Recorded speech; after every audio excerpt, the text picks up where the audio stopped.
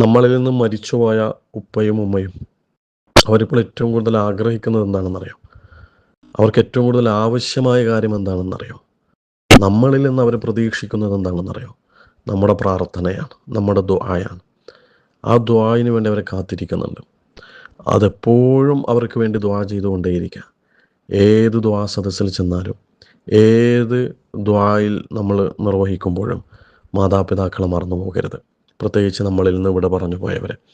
ഖബറിൻ്റെ അദാബുകളിൽ നിന്ന് അവർക്ക് അള്ളാഹുവിൻ്റെ കാവലുണ്ടാവണം. അതിന് മക്കളായ നമ്മുടെ ദുആ ഉണ്ടാവണം.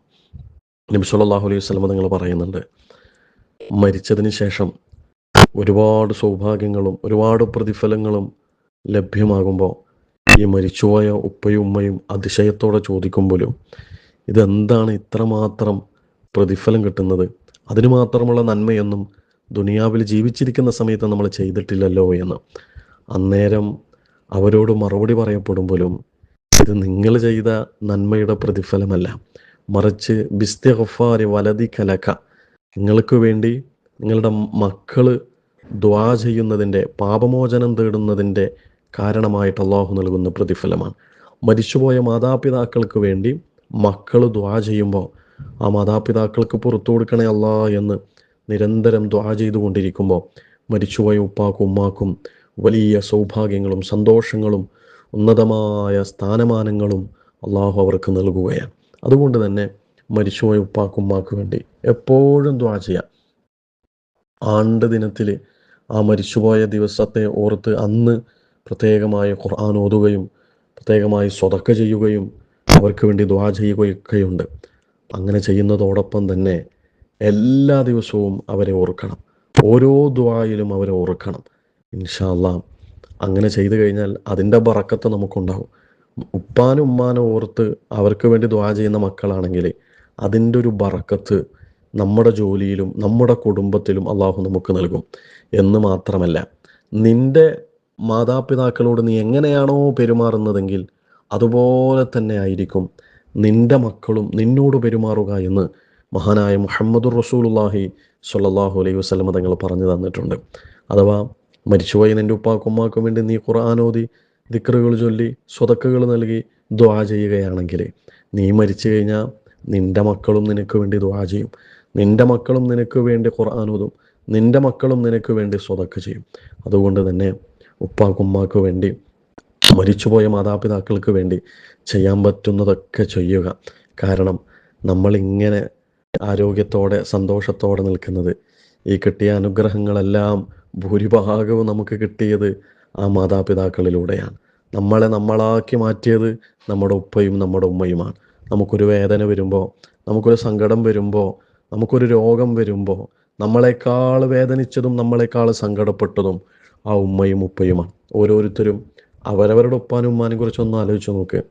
സ്വന്തത്തെക്കുറിച്ച് ആലോചിച്ച് നോക്ക്. ഉപ്പ മരിച്ചുപോയില്ലേ? ആ ഉപ്പ ജീവിച്ചിരിക്കുന്ന സമയത്ത് എങ്ങനെയായിരുന്നു?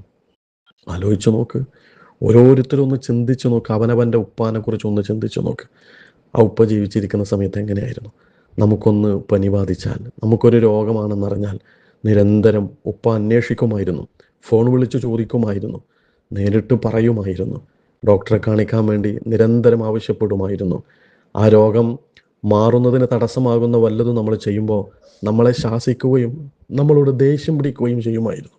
ആ ദേഷ്യം പിടിക്കുന്നതും ആ കയർത്ത് സംസാരിക്കുന്നതും നമ്മുടെ ആരോഗ്യത്തിന് പ്രയാസം വരരുത് എന്ന് കരുതിയിട്ടാണ്, നമ്മുടെ രോഗം കൂടരുത് എന്ന് കരുതിയിട്ടാണ്, നമ്മുടെ രോഗം മാറണമെന്ന് കരുതിയിട്ടാണ്. അപ്പോൾ ആ ഉപ്പാൻ്റെ ഗൗരവം പോലും നമ്മളോടുള്ള സ്നേഹമാണ്. ആ ഉപ്പാൻ്റെ ദേഷ്യം പിടിക്കൽ പോലും നമ്മളോടുള്ള സ്നേഹമാണ്. ആ ഉപ്പ നമ്മളെ ചെറിയ പ്രായത്തിൽ തല്ലിയിട്ടുണ്ടെങ്കിൽ ആ തല്ലിയതുപോലും അത് വലിയ സ്നേഹത്തിൻ്റെ അടയാളമാണ്. അതുകൊണ്ട് തന്നെ തിരിച്ചു കൊടുക്കാൻ നമുക്ക് പ്രാർത്ഥനയല്ലാതെ മറ്റൊന്നുമില്ല. മരിച്ചുപോയ ഉപ്പാക്കുമ്മാക്ക് വേണ്ടി ദുആ ചെയ്യാം. ജീവിച്ചിരിക്കുന്ന ഉപ്പാക്കുമ്മാക്കും വേണ്ടി ആരോഗ്യത്തോടെയുള്ള ദീർഘായുസ് കിട്ടാൻ വേണ്ടി നല്ലോണം ദ്വാരക്കുക. അവരുടെ അടുത്ത് പോയിട്ടിരിക്കുക.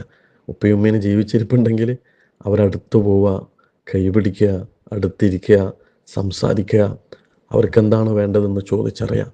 പൈസയുടെ ആവശ്യമുണ്ടെങ്കിൽ പൈസ കൊടുക്കണം. ഇനി വേറെന്തെങ്കിലും ആവശ്യമുണ്ടെങ്കിൽ അത് കൊടുക്കണം.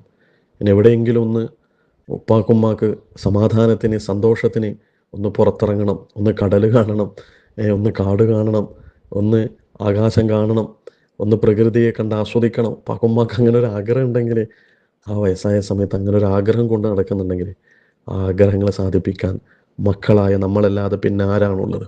അതുകൊണ്ട് തന്നെ ഒരു കാര്യം ആത്യന്തികമായി മക്കളായ നമ്മൾ ഓരോരുത്തരും മനസ്സിലാക്കുക, നമ്മുടെ സന്തോഷത്തിൻ്റെ ആഴം കൂടുന്നത്, നമ്മുടെ സന്തോഷം പൂർണ്ണമാകുന്നത് നമ്മൾ സന്തോഷിക്കുമ്പോൾ ആ സമയത്ത് തന്നെ നമ്മുടെ മാതാപിതാക്കളും സന്തോഷിക്കണം. അത് ജീവിച്ചിരിപ്പുള്ളവരാവട്ടെ മരിച്ചുപോയവരാവട്ടെ. ഇൻഷാ അല്ലാഹ് പ്രാർത്ഥനയിൽ എപ്പോഴും ഉപ്പാനും ഉമ്മാനും ഓർക്കുക. അള്ളാഹു അനുഗ്രഹിക്കട്ടെ. നമ്മുടെയൊക്കെ മരിച്ചുപോയ ഉപ്പാൻ്റെ ഉമ്മാൻ്റെയും ഖബർ അള്ളാഹു സ്വർഗ്ഗപ്പൂന്തോപ്പാക്കി കൊടുക്കട്ടെ. ജീവിച്ചിരിക്കുന്ന ഉപ്പാക്കും ഉമ്മാക്കും അള്ളാഹു ആരോഗ്യത്തോടെയുള്ള ദീർഘായുസ്സ് നൽകട്ടെ. ആമീൻ യാ റബ്ബൽ ആലമീൻ.